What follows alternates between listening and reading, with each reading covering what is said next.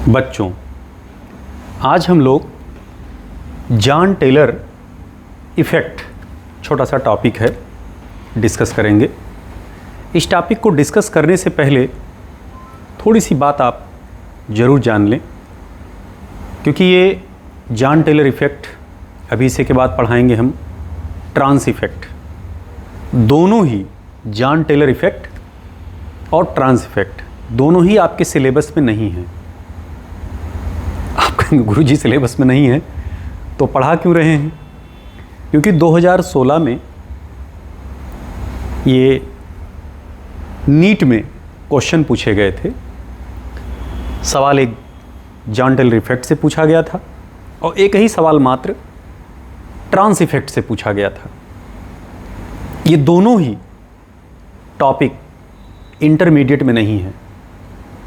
CSIR के net और gate के जो एग्ज़ाम्स होते हैं, जनरली उसमें बच्चे मुख्य रूप से इसको पढ़ते हैं और उन पे खूब अच्छे सवाल भी बनते हैं इस पे।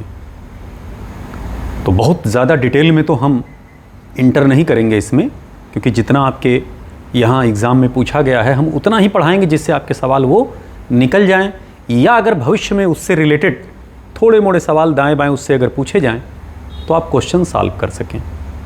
क्योंकि कई बच्चों ने हमसे रिक्वेस्ट किया था कि सर सिलेबस में नहीं है, एग्ज़ाम में आया है, गाइडों में सवाल दिए गए हैं इसके और नहीं लगा पाते हैं सवाल तो दिक्कत आती है सर, तो इसको प्लीज़ एक्सप्लेन कर दीजिए। हमने कहा बेटा कोई बात नहीं, हम पढ़ा देंगे, समझा देंगे, बता देंगे। तो आप जान ले जॉन टेलर इफ़ेक्ट क्या है। जॉन टेलर इफ़ेक्ट में पहली बात तो आप ये जान लें कि ये जो इफ़ेक्ट पाया जाता है ये ऑक्टाहेड्रल कॉम्प्लेक्स में ही सिर्फ पाया जाता है। ना तो ये इफ़ेक्ट स्क्वायर प्लेनर में पाया जाता है कॉम्प्लेक्स में, और ना ही ये टेट्राहेड्रल कॉम्प्लेक्स में पाया जाता है।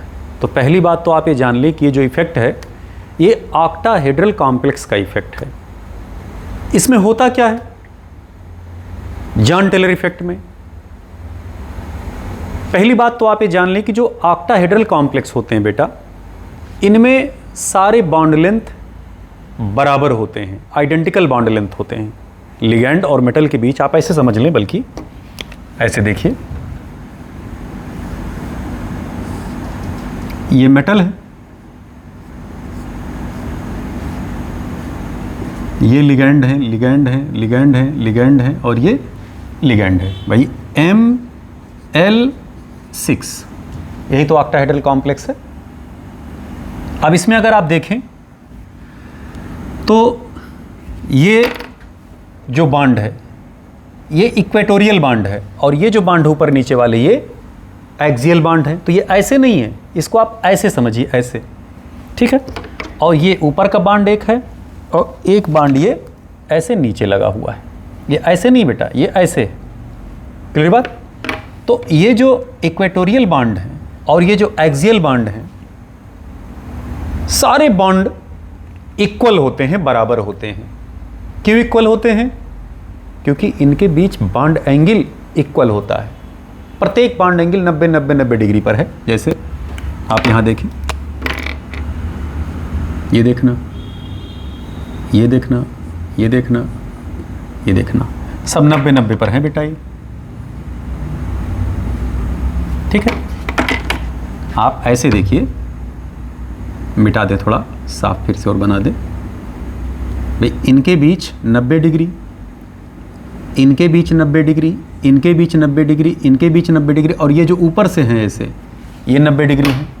भाई यहाँ पर ऐसे आप इसको ऐसे करिए तो सब बॉन्ड सब 90-90-90 पर लगे हुए हैं, और ऊपर और नीचे ये भी इस इक्वेटर से एक्सियल बॉन्ड के बीच 90 डिग्री, और यहाँ पर भी 90 डिग्री। मतलब कहने क्या हुआ कि अगर सारे बॉन्ड लेंथ इक्वल हैं, समझिएगा बात ध्यान से, तो ऐसे कॉम्प्लेक्स को हम लोग कहते हैं नॉर्मल कॉम्प्लेक्स। कौन सा कॉम्प्लेक्स हुआ भैया ये? Normal octahedral complex. क्यों नॉर्मल ऑक्टाहेड्रल कॉम्प्लेक्स? क्योंकि bond length and bond angle are equal, या कह सकते हैं मुख्य रूप से बॉन्ड लेंथ सीधे bond length between metal and ligand are equal. Okay, Jahn Teller साहब ने देखा कि बहुत सारे ऐसे कॉम्प्लेक्सेस थे जिनमें, ऑक्टाहेड्रल कॉम्प्लेक्सेस में उन्होंने अध्ययन किया, जिनमें सारे बॉन्ड लेंथ बराबर नहीं थे। जैसे दो सिचुएशन इसमें हो सकता है। अब जैसे मान लीजिए ये तो सारे बराबर ही रहेंगे, जो इक्वेटोरियल बॉन्ड लेंथ हैं ये सारे बराबर हैं बेटा, ठीक है। लेकिन ये और ये हो सकता है बड़े हो जाएं, इलांगेट कर जाएं, या हो सकता है कंप्रेस कर जाएं। ये देखना, ये तो बराबर रहेगा बेटा, इसमें बॉन्ड लेंथ में कोई चेंज नहीं होता है, क्योंकि जो चेंज होता है ज़्यादातर वो एक्सियल बॉन्ड लेंथ घटते बढ़ते हैं। तो अब यहां पर क्या सारे बॉन्ड लेंथ हम कह सकते हैं कि बराबर है? नहीं साहब, यहां पर भी सारे बॉन्ड लेंथ बराबर नहीं है। यहां पर क्या है? इलांगेशन है, और यहां पर क्या है? कंप्रेशन है। किसमें? बॉन्ड लेंथ में, ठीक है। ये जो दोनों केस आपको मिल रहा है, ऐसे केस को कहा जाता है एबनॉर्मल केस। एबनॉर्मल केस, या इसी को कहा जाता है डिस्टॉर्शन इन ऑक्टाहेड्रल कॉम्प्लेक्स। यही जो डिस्टॉर्शन देखने को मिलता है ऑक्टाहेड्रल कॉम्प्लेक्स में, इसी को कहा जाता है जॉन टेलर इफेक्ट, क्योंकि सबसे पहले जॉन टेलर साहब ने ये इफेक्ट ऑब्जर्व किया। अब सवाल उठता है कि भाई ऐसा क्यों हुआ, बॉन्ड लेंथ इक्वल क्यों नहीं निकले, जबकि बॉन्ड लेंथ इक्वल होना चाहिए था। स्ट्रक्चर अनसिमेट्रिक क्यों हुआ, बोलिए जरा। और ऐसे कॉम्प्लेक्स की एनर्जी भी हाई होती है। अगर मॉलिक्यूल इलेक्ट्रॉनिकली अनसिमेट्रिकल है तो ऐसे मॉलिक्यूल की एनर्जी हाई होती है। उसी एनर्जी को कम करने के लिए मॉलिक्यूल शेप अपना चेंज कर लेता है। यहां पर और यहां पर में अंतर है, ये नॉर्मल है और ये एबनॉर्मल केस है। इलेक्ट्रॉनिक ऑर्बिटल जब इनका देखा गया तो इनका इलेक्ट्रॉनिक ऑर्बिटल नॉर्मल केस से अलग था। बहुत सारे ऐसे कॉम्प्लेक्सेस देखने को मिले जिनमें इलेक्ट्रॉनिकली सिमेट्रिकल और इलेक्ट्रॉनिकली अनसिमेट्रिकल ऑर्बिटल्स मौजूद थे। जिनमें इलेक्ट्रॉनिकली सिमेट्रिकल ऑर्बिटल मौजूद थे वो नॉर्मल ऑक्टाहेड्रल कॉम्प्लेक्स कहलाए, और जिनमें इलेक्ट्रॉनिकली अनसिमेट्रिकल ऑर्बिटल्स मौजूद थे उन्हीं में डिस्टॉर्शन देखने को मिला। अब सवाल उठता है कि भाई नॉर्मल और एबनॉर्मल का केस कौन सा इसमें देखने को मिलता है, तो हम आपको भी समझा रहे हैं भैया, जरा इसको मिटा दें। पहले तो बेटा जितना हम अभी जस्ट बोले हैं पहले उसको आप लिख लें जरा। जितनी बात हमने बोले हैं कि ऑक्टाहेड्रल कॉम्प्लेक्स जिनमें सारे बॉन्ड लेंथ बराबर होते हैं उन्हें हम नॉर्मल ऑक्टाहेड्रल कॉम्प्लेक्स कहते हैं, और जिनमें बराबर नहीं होते उसे हम डिस्टॉर्टेड ऑक्टाहेड्रल कॉम्प्लेक्स कहते हैं। डिस्टॉर्टेड क्यों हो जाते हैं? क्योंकि बॉन्ड लेंथ बराबर नहीं होते, बॉन्ड लेंथ घट बढ़ जाते हैं। यही बॉन्ड लेंथ का घट बढ़ जाना डिस्टॉर्शन कहलाता, और यही डिस्टॉर्शन जो देखने को मिलता है वो एक प्रकार का इफेक्ट होता है जिसे हम क्या कहते हैं? Jahn Teller effect. तो जिन बच्चों के पास शीट नहीं है वो इसको पहले लिखते चलें बेटा, नोट्स बनाते चलें। लिख लीजिए फट से जल्दी से। आइए बेटा, हमने पहले सारे पॉइंट को मेंशन कर दिया। ओके, सारे पॉइंट को मेंशन इसलिए कर दिए हैं क्योंकि जो बच्चे नोट्स बना रहे होंगे वो अच्छे से पहले इसके सारे पॉइंट्स को पहले लिख लें कहीं अपनी कॉपी में, और लिखने के बाद फिर अभी हम एक्सप्लेन करेंगे एक एक बात, और फिर उसको समझाएंगे भी, आपके समझ में आएगी बातें। अब यहाँ पर देखिए पॉइंट हमने क्या लिखा है कि Jahn Teller effect is found in electronically unsymmetrical molecule. अब इलेक्ट्रॉनिकली सिमेट्रिकल और इलेक्ट्रॉनिकली अनसिमेट्रिकल कौन कौन कॉन्फ़िगरेशन है या कौन कौन मॉलिक्यूल होंगे वो हम अभी आपको ऑर्बिटल डायग्राम बना करके दर्शन करा रहे हैं। पहले हम पॉइंट्स समझा दें, बता दें। जैसे अगर कॉन्फ़िगरेशन D1 हो, D2 हो, D4 हो, D7 हो, D9 हो, ऐसे कॉन्फ़िगरेशन अगर कहीं एग्जिस्ट करते हैं तो ये पक्का जान लीजिए कि वहाँ पर जॉन टेलर इफ़ेक्ट पाया जाएगा। क्यों? क्योंकि ऐसे ऑर्बिटल में electron more than one same energy के ऑर्बिटल को ऑक्युपाई करेंगे। अगर electron more than one orbital occupy कर रहा है सेम एनर्जी के, तो ऐसे ऑर्बिटल को हम लोग कहते हैं डीजनरेट, इलेक्ट्रॉनिकली डीजनरेट ऑर्बिटल, और इलेक्ट्रॉनिकली अनसिमेट्रिकल मॉलिक्यूल कहा जाता है। इसके अलावा जो कंडीशन बचते हैं वो सिमेट्रिकल हो जाएंगे। सिमेट्रिकल कौन कौन हुए? अगर ऑर्बिटल सारे हाफ फिल्ड हों, सब में एक एक एक एक एक एक इलेक्ट्रॉन हो, या ऑर्बिटल्स फुल फिल्ड हों, चाहे नीचे के T2G पूरा फुलफिल हो और या T2G EG मिला करके पूरा फुलफिल हो, या कॉम्प्लेक्स में या ऑर्बिटल में half filled plus full field दोनों कंडीशंस मौजूद हों, तो ऐसे कॉम्प्लेक्स इलेक्ट्रॉनिकली सिमेट्रिकल माने जाते हैं। और ऑर्बिटल इलेक्ट्रॉनिकली सिमेट्रिकल होंगे या इलेक्ट्रॉनिकली नॉन डीजनरेट ऑर्बिटल कहा जाएगा इनको। और ऐसे कॉम्प्लेक्स कभी भी जॉन टेलर इफेक्ट शो नहीं करेंगे, मतलब इसमें डिस्टॉर्शन देखने को नहीं मिलेगा। डिस्टॉर्शन क्यों हो जाता है पता है? जब इलेक्ट्रॉनिकली अनसिमेट्रिकल मॉलिक्यूल निकल करके आता है, ऑर्बिटल जब इलेक्ट्रॉनिकली अनसिमेट्रिकल होते हैं तो मॉलिक्यूल की एनर्जी बढ़ जाती है, मॉलिक्यूल की एनर्जी बढ़ जाती है, तो वो अपनी एनर्जी को कम करना चाहता है, या कह सकते हैं स्टेबिलिटी को वो गेन करना चाहता है, बढ़ाना चाहता है। तो स्टेबिलिटी कैसे वो बढ़ाता है?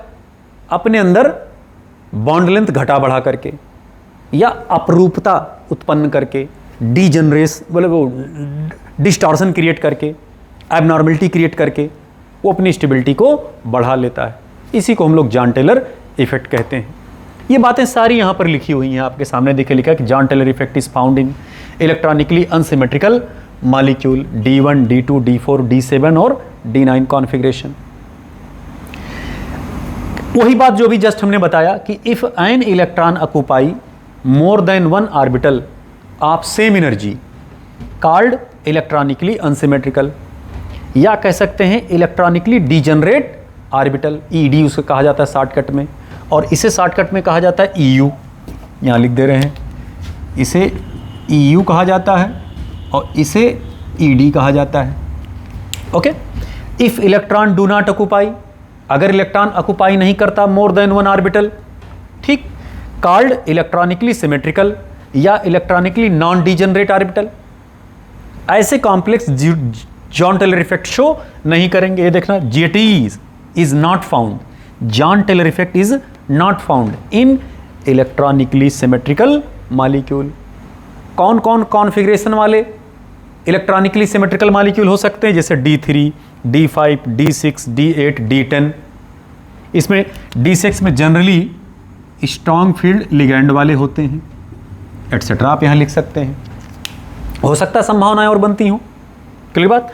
अब यहाँ देखिए साफ साफ लिखेगा, इफ ऑर्बिटल है हाफ फील्ड, फुल फील्ड या half filled plus full filled configuration, then they are normal octahedral complex.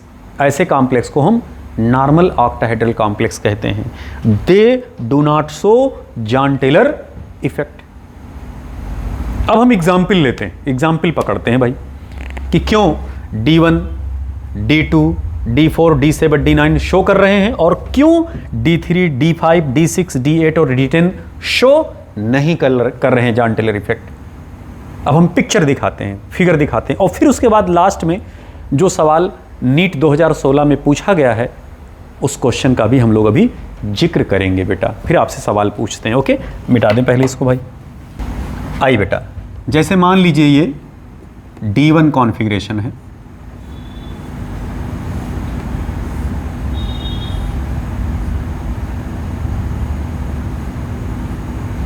D1 configuration है, this is Eg orbital and this is T2g orbital.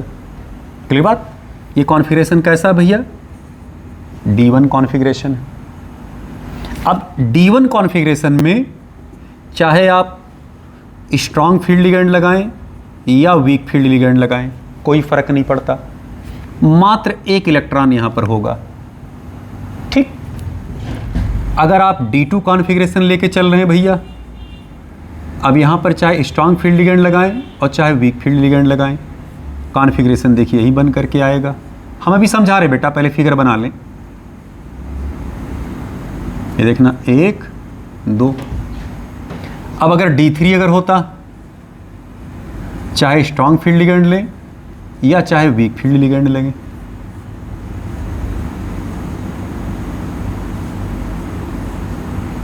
ये देखना 1 2 3। बात स्पष्ट हुआ? अब सवाल अगर आपसे पूछा जाए कि D1 D2 D3 इनमें कौन जॉन टेलर इफेक्ट शो करेगा और कौन configuration Jahn Teller effect show नहीं करेगा, तो जरा इधर देखना। यहां जो एक इलेक्ट्रॉन है, ये इलेक्ट्रॉन क्या कर सकता है? देखिए इन तीनों ऑर्बिटल की एनर्जी सेम है, तो ये इलेक्ट्रॉन इसमें भी हो सकता है और इसमें भी हो सकता है। इसका मतलब कि more than one orbital occupy of same energy. अगर electron more than one orbital को ऑक्यूपाई कर सकता है सेम एनर्जी लेवल के, तो ऐसे कॉन्फ़िगरेशन को हम लोग कहते हैं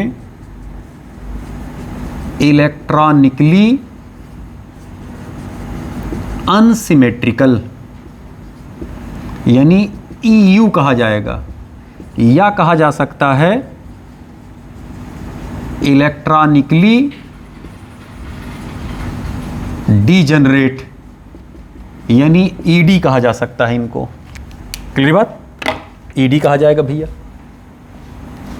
और ऐसे complex Jahn Teller effect show करेंगे। ये देखना हमने सही का टिक लगा दिया यहां पर, it show Jahn Teller effect. बात स्पष्ट हुआ? यहां पर भी आप देखें, ये ऑर्बिटल खाली है तो इलेक्ट्रॉन यहां पे भी आ सकते हैं। आए बेटा, तो अब देखिए यहां पर डब्बा खाली था, इलेक्ट्रॉन यहां से भी आ सकते हैं, इलेक्ट्रॉन यहां से भी इसमें जा सकते हैं। तो ये जो दो इलेक्ट्रॉन हैं, ये एक से अधिक ऑर्बिटल में अपने आप को अकोमोडेट कर सकते हैं कि नहीं कर सकते हैं? बोलिए भाई।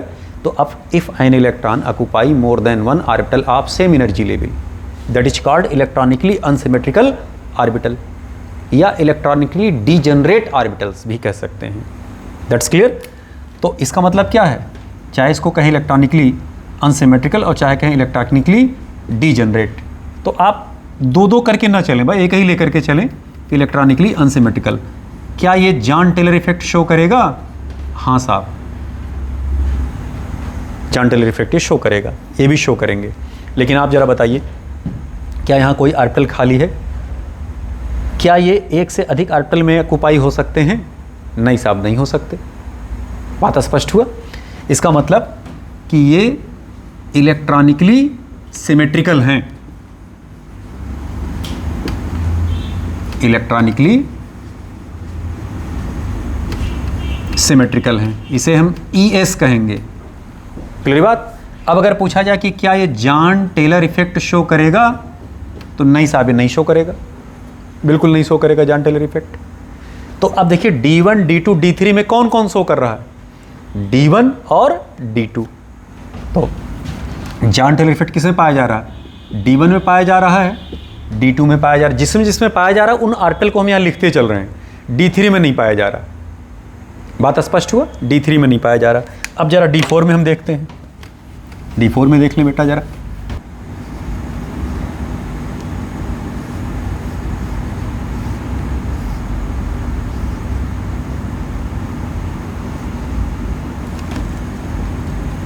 D4 में देखें बेटा, 4 इलेक्ट्रॉन हैं, 1 2 3। अब अगर यहां पर लो स्पिन लिगेंड लगे होंगे, लो स्पिन लिगेंड मतलब स्ट्रॉन्ग फील्ड लिगेंड, तो 4 ही हो जाएगा इससे।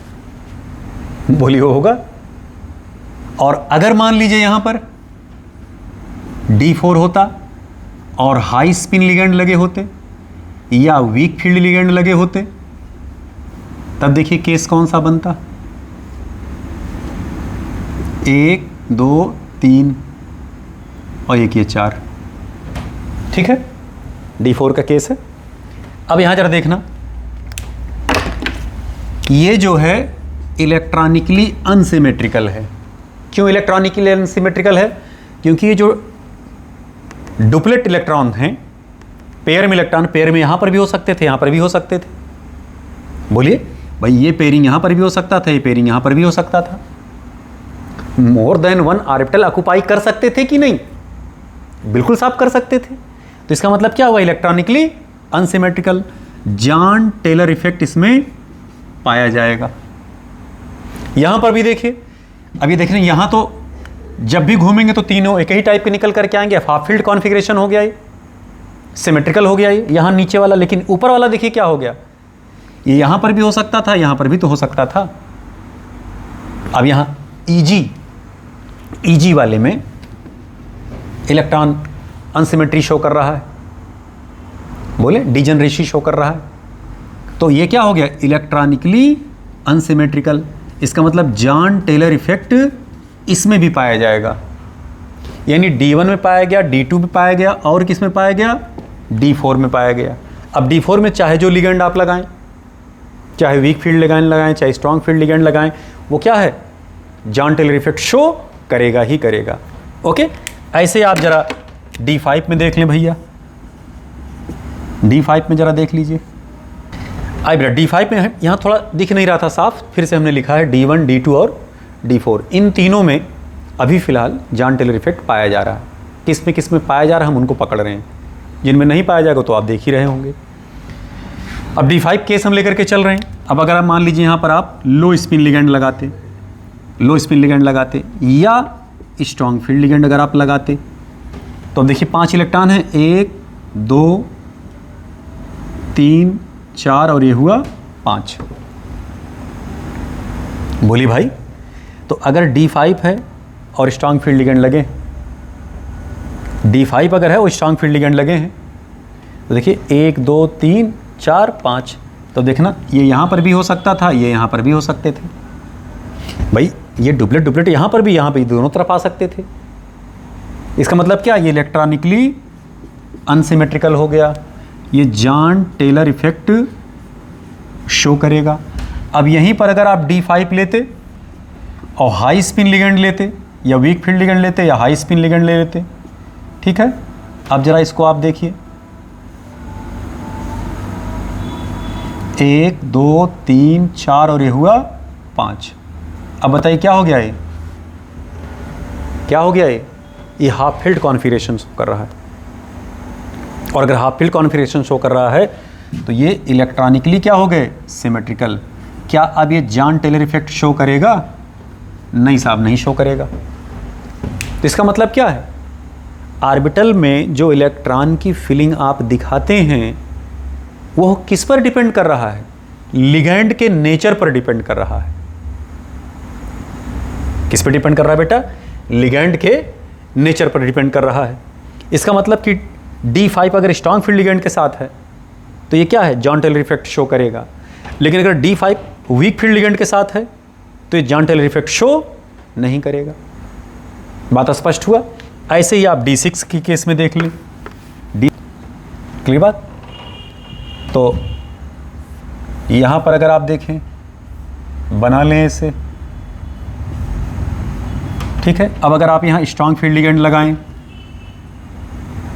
स्ट्रॉन्ग फील्ड लिगेंड लगाने का मतलब 1 2 3 4 5 6, क्या जॉन टेलर इफेक्ट शो करेगा? नहीं साहब। क्यों? क्योंकि ये इलेक्ट्रॉनिकली सिमेट्रिकल हो गया। जॉन टेलर इफेक्ट इसमें शो नहीं होगा। यहीं पर अगर आप D6 का केस लेके चलते ऐसे, वीक फील्ड लिगेंड लगाते, अब देखना जरा डब्बा, 1 2 3 4 5 और ये हो गया 6। अब देखना क्या है? अब ये यहां पर भी जा सकता है, ये यहां पर भी जा सकते हैं। बोले भाई ये जो डुप्लेट है वो यहाँ पर भी बन सकता था, यहाँ पर भी बन सकता था, ये इलेक्ट्रॉन यहाँ पर भी हो सकते थे, यहाँ पर भी हो सकते थे, एक्सचेंज कर सकते थे।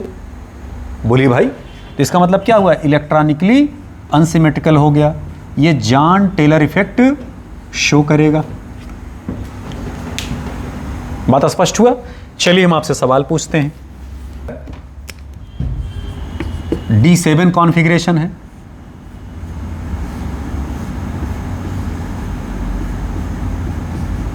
D7 कॉन्फ़िगरेशन है और वीक फील्ड लिगेंड लगा है, तो बताइए जॉन टेलर इफेक्ट शो करेगा कि नहीं करेगा? लगा लीजिए, 1 2 3 4 5 6 और ये 7 शो करेगा। जॉन टेलर इफेक्ट शो करेगा, जॉन टेलर इफेक्ट शो करेगा क्योंकि इलेक्ट्रॉनिकली क्या मॉलिक्यूल अनसिमेट्रिकल हुआ। और अगर मान लीजिए यहीं पर स्ट्रॉन्ग फील्ड लिगेंड लगा होता बेटा और 7 इलेक्ट्रॉन होते, देखिए 1 2 3 4 5 6, तब यहाँ हो जाता 7। बात स्पष्ट है। अभी भी इलेक्ट्रॉनिकली अनसिमेट्रिकल है ये, क्योंकि यहाँ देखिए एक्सचेंज हो सकता है।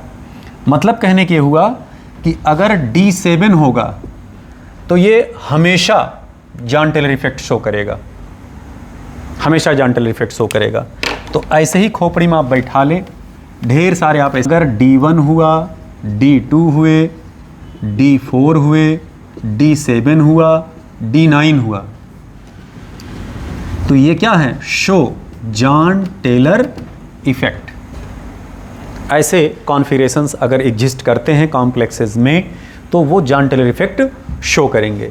अगली बात, और अगर मान लीजिए D3 हुआ, D5 हुए, D6 हुआ, D8 हुए, D10 हुए, तो ऐसे do not show Jahn Teller effect. एक जनरल बात हम आपसे कर रहे हैं, D5 वाले केस में आपने देखा भी था, क्लियर बात, लेकिन इनमें तो पाए ही जाएंगे हमेशा, चाहे जो लिगेंड लगे हों, चाहे स्ट्रॉन्ग फील्ड लगे हों, चाहे वीक फील्ड। यहाँ तो कंडीशनल हो गया ना। बात स्पष्ट हुआ।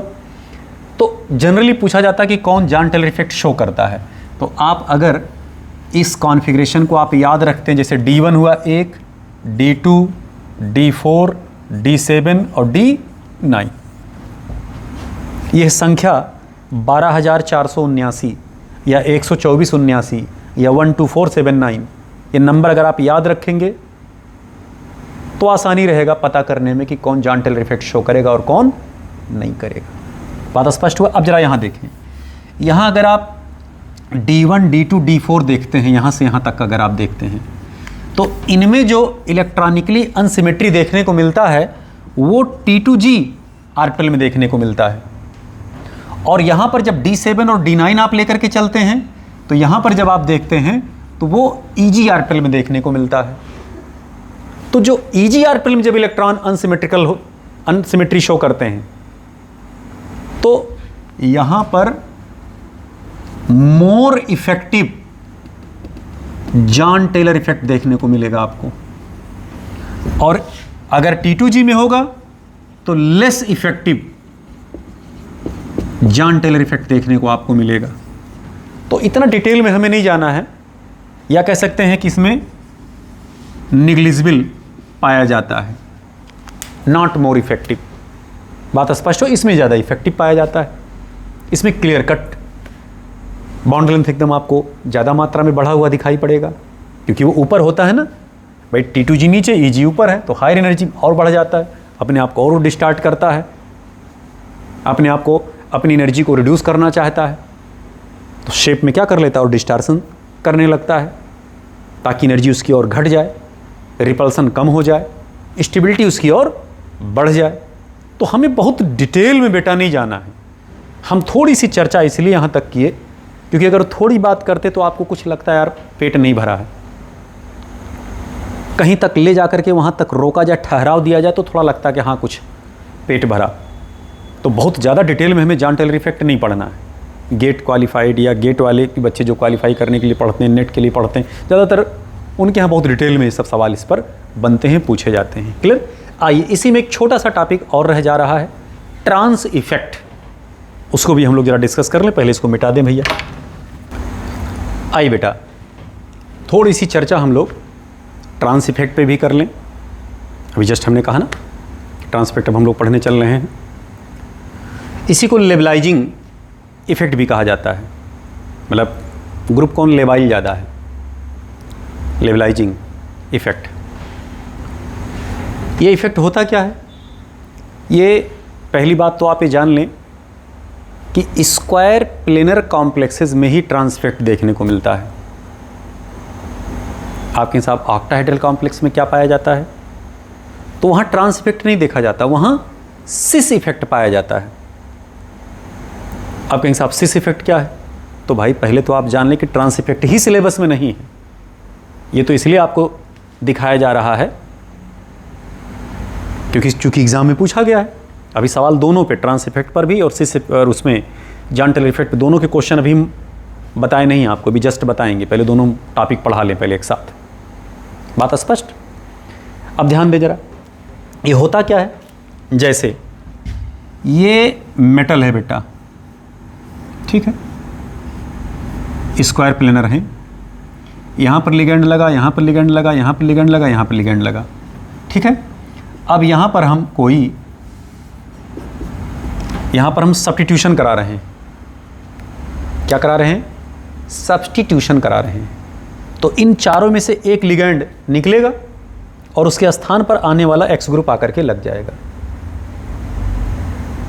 निकलने को लेबाइल कहते हैं, लेबाइल है, लूज है, निकल जाएगा। तो कोई ना कोई चारों में से निकलेगा एक। तो यहाँ देखना जरा भैया, यहाँ एल, यहाँ एल, यहाँ एल, यहाँ क्या लग गया? एक्स। बात स्पष्ट हुआ? अब अगर मान लीजिए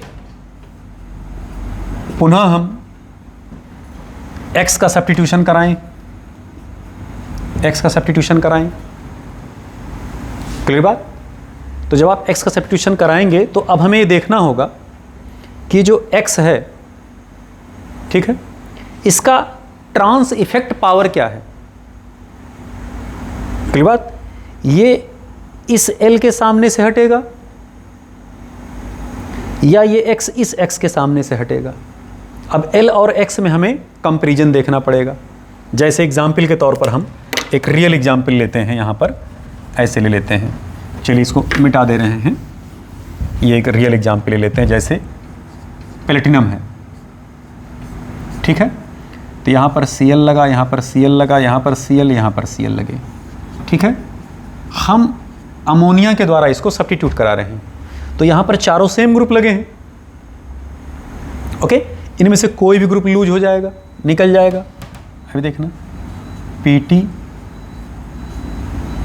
यहाँ Cl लगा, ठीक है, यहाँ Cl, यहाँ Cl, और यहाँ क्या लग गया? अमोनिया लग गया। चारों में से कोई भी एक ग्रुप हटा देंगे क्योंकि चारों बराबर है, चारों का ट्रांस पावर बराबर है, ठीक है। अब अगर फिर मान लीजिए दोबारा आप अमोनिया का सब्स्टिट्यूशन करा रहे हैं, क्लियर बात? तो अब हमें कंपेयर करना होगा। अब यहां देखना 3 Cl है और ये अमोनिया है। तो हमें देखना पड़ेगा कि Cl में और अमोनिया में किसका ट्रांस पावर ज़्यादा है, ट्रांस इफेक्ट पावर ज़्यादा है। तो ट्रांस इफेक्ट पावर अगर देखा जाए तो Cl का ज़्यादा है अमोनिया से। आप कहेंगे गुरुजी आपको कैसे पता चला? तो हम आपको यहाँ आर्डर बनवा दे रहे हैं। पहले ज़रा आप आर्डर यहीं बना लें। हम पहले यहाँ पर decreasing order of trans effect बना दें। पहली बात तो आप जान लें, जितने पाई एसिड लिगेंड होते हैं, पाई लिगेंड, पाई एसिड लिगेंड जान रहे हैं ना, जो पाई बांड भी बनाते हैं मेटल के साथ, पहली बात उनकी सबसे ज़्यादा पावर होती है। तो साइनाइड का सबसे ज़्यादा, उससे कम CO का, उससे कम NO का होता है बेटा, क्लियर बात? फिर उसके बाद होता है C2H4 का, साइनाइड, CO, NO, C2H4। फिर होता है ट्राई एल्किल फास्फीन का, ट्राई एल्किल फास्फीन का। फिर उसके बाद होता है ये हाइड्राइड का, और फिर होता है C6H5। इसी को हम लोग फेनिल ग्रुप भी कहते हैं। क्या कहते हैं भैया? फेनिल ग्रुप कहते हैं, क्लियर? उसके बाद आता है ब्रोमाइड, क्लोराइड, फिर आता है अमोनिया, ब्रोमाइड, क्लोराइड, अमोनिया, और यहाँ पर OH और उसके बाद H2 दिख रहा भैया, ये देखिए जरा, ये दिख रहा पूरा, ये वाटर। क्लियर? तो यहाँ पर बेटा ये सबसे ज़्यादा ट्रांस इफेक्ट पावर इनका है, उससे कम इनका, उससे कम इनका, उससे कम इनका, उससे कम, उससे कम, उससे कम, उससे कम, उससे कम, और ये सबसे कम। ये सब लोवेस्ट ट्रांस इफेक्ट पावर वाले ग्रुप हैं और ये हाईएस्ट ट्रांस इफेक्ट पावर वाले ग्रुप हैं। बात स्पष्ट हुआ? अब इसमें जरा आप ध्यान दीजिए, हमने इस कॉम्प्लेक्स को लिया था, ठीक है, तो थोड़ा सा इसको और छोटा ऐसे बना दें, ये ऐसे ले लें। हम अमोनिया के द्वारा सब्स्टिट्यूशन करा रहे हैं, तो अब इन चारों में से कोई भी ग्रुप हट जाएगा, वहाँ अमोनिया लग जाएगा कि सबका पावर बराबर है। तो ये बना भैया PT, Cl, Cl, Cl, और यहाँ क्या लग गया? NH3। बात स्पष्ट? अब अगर मान लीजिए हम पुनः फिर अमोनिया से सब्स्टिट्यूशन करा रहे हैं, ध्यान से देखिएगा, तो अब हमें चेक करना पड़ेगा कि Cl में और अमोनिया में किसका ट्रांस इफेक्ट पावर ज़्यादा है। तो Cl का ट्रांस इफेक्ट पावर अमोनिया से क्या है? ज़्यादा है। तो अगर Cl का ट्रांस इफेक्ट पावर ज़्यादा है, ठीक है, तो इस Cl के आगे तो लगेगा नहीं, ठीक है, तो इन दोनों में से किसी एक Cl के ट्रांस पोजीशन पर जाकर के अमोनिया लगेगा, यानी इन दोनों में से कोई भी एक Cl लेवाइल हो जाएगा, सब्स्टिट्यूट हो जाएगा। जिसका ट्रांस इफेक्ट पावर ज़्यादा होगा उसकी लेवाइलिंग पावर भी ज़्यादा होगी, वो छूट के वही भागेगा। इन दोनों में से कौन छोड़ के भागेगा? कौन? तो Cl ही निकल करके भागेगा भैया, ठीक है, तो इसके ट्रांस पोजीशन पर अमोनिया आकर के लग जाएगा। तो Cl, PT, Cl, NH3, NH3। ऐसा क्यों हुआ? चूंकि Cl का ट्रांस इफेक्ट पावर अमोनिया से ज़्यादा था। ये कौन सा फार्म बना? सिस फार्म। क्लियर बात? यानी कि सिस फार्म बनाने के लिए हमें कम ट्रांस इफेक्ट पावर वाला ग्रुप लेके चलना होगा, या कह सकते हैं कि अंदर जो ग्रुप लगे होंगे वो ज़्यादा पावर के लगे होंगे, ट्रांस इफेक्ट पावर के। बात स्पष्ट? अब अगर ही मान लीजिए हम एग्जाम्पल दूसरा ले लेते, सपोज मान लीजिए हम ब्रोमाइड से सब्स्टिट्यूशन कराते। यहाँ देखना अमोनिया कहाँ था? Cl से नीचे था, यानी Cl का पावर अमोनिया से ज़्यादा था। क्लियर बात? अब पहला तो कंपाउंड वही बनेगा, ये देखना। अब देखना जरा, अगर हम फिर ब्रोमाइड से सब्स्टिट्यूट करा दें, तो अब जरा बताइए, Cl और ब्रोमाइड में, Cl में और ब्रोमाइड में किसका ट्रांस इफेक्ट पावर ज़्यादा है? Cl में और ब्रोमाइड में किसका ट्रांस इफेक्ट पावर ज़्यादा है? अब Cl का ट्रांस इफेक्ट पावर कम है और ब्रोमाइड का ज़्यादा है। यहाँ पर क्या था? Cl का ज़्यादा था, अमोनिया का कम था, ठीक है। तो अब जिसका ट्रांस इफेक्ट पावर ज़्यादा होगा उसके ट्रांस पोजीशन पर वो इनकमिंग ग्रुप आकर के लगेगा। जैसे इसका इफेक्ट ज़्यादा था तो इसके ट्रांस पोजीशन पर आकर के ग्रुप लगा। अमोनिया का कम था, ये देखना अमोनिया कम था, Cl का ज़्यादा था, तो जिसका ज़्यादा था उसके सामने वाले ग्रुप पर आकर के ग्रुप लगा। आपके साथ इसके सामने लगा सकते थे, आप इसके सामने अगर लगाते तब भी अमोनिया एक तरफ आता और वो भी तब नीचे आता, दोनों अमोनिया तब भी सिस बनता, अभी भी सिस बन रहा है। क्लियर बात?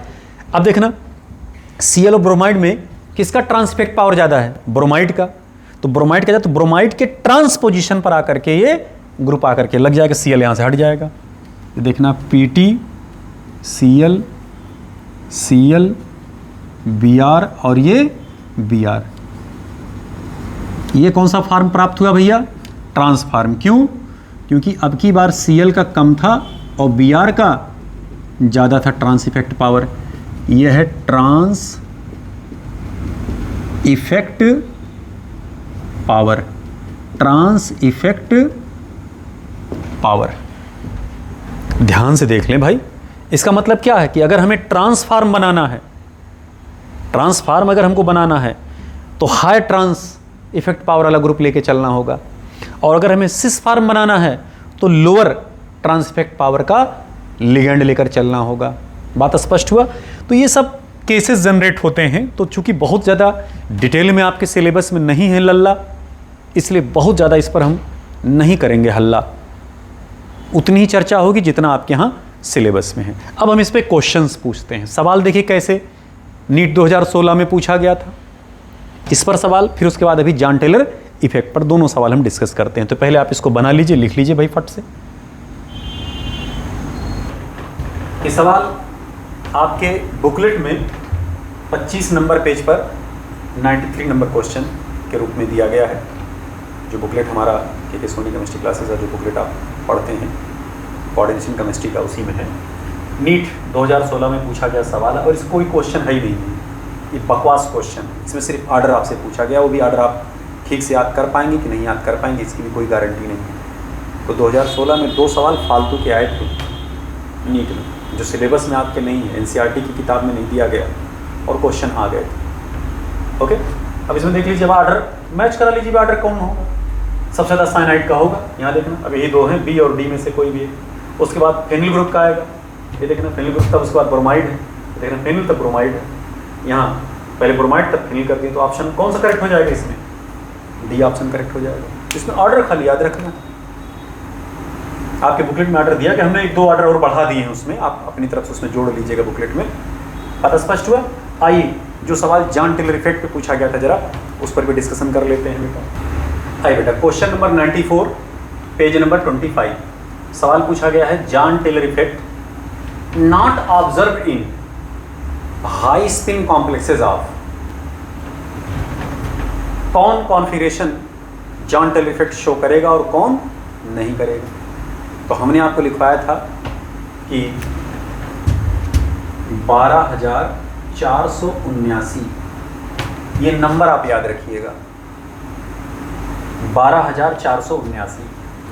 12479 का मतलब हुआ D1, D2, D4, D7 और D9 show Jahn Teller effect.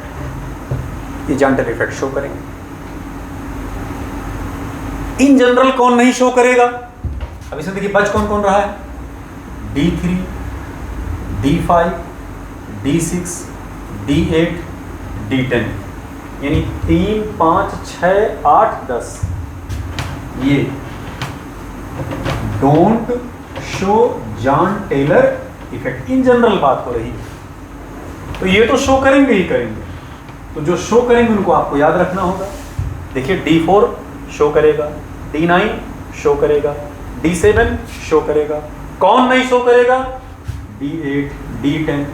तो सवाल पूछा गया है कि Jahn Teller effect not observe in, किसमें ऑब्जर्व नहीं होगा? तो किस कॉन्फ़िगरेशन वाले में नहीं ऑब्जर्व होगा? D8 में। बात स्पष्ट हो, क्योंकि ये इलेक्ट्रॉनिकली सिमेट्रिकल है और ये तीनों कैसे हैं? Electronically unsymmetrical.